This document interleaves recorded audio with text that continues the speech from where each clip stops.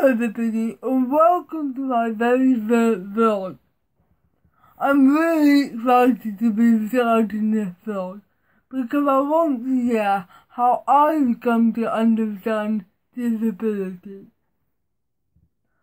I think society has come a long way in terms of how disabled people are included now in the way they weren't 30 years ago.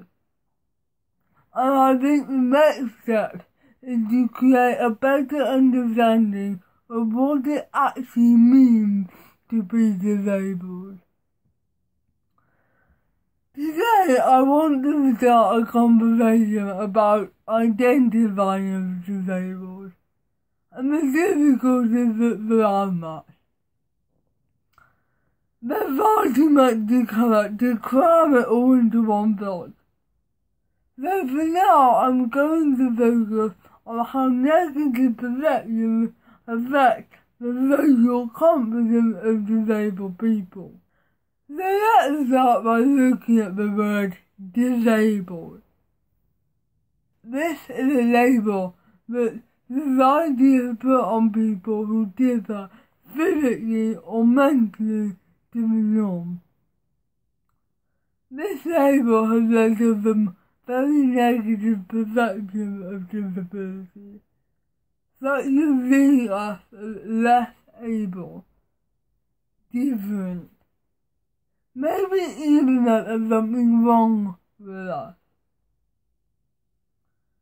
Because this is the image that society holds, it's easy to believe that identifying as disabled means you have to accept that these things apply to you.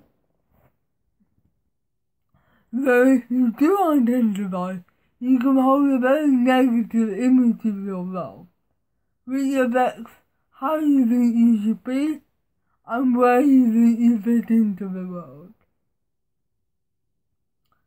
This creates a particular dilemma at secondary school, where teenagers are growing up and learning about the world.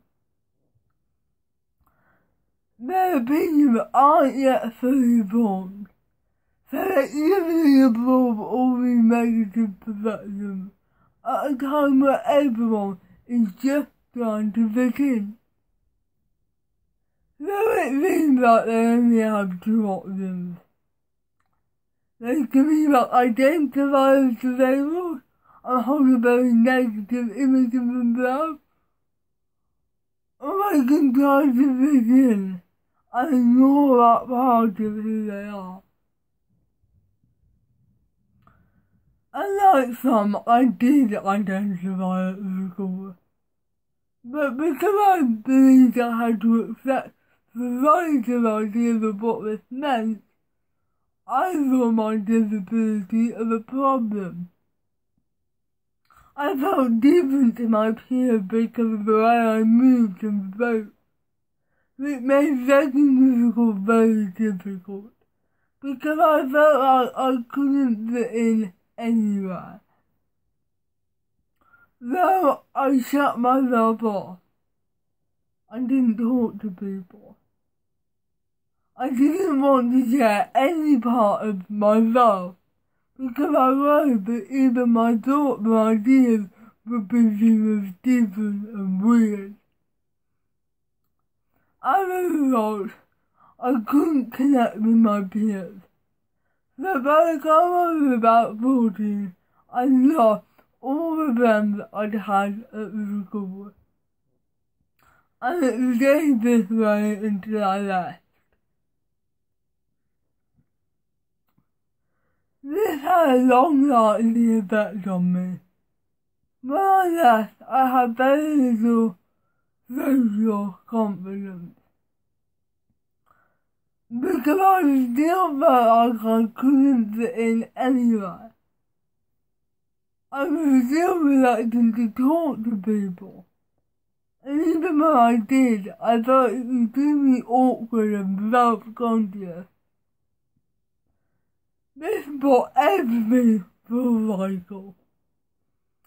My lack of confidence made others think I was different, reinforcing their negative perceptions.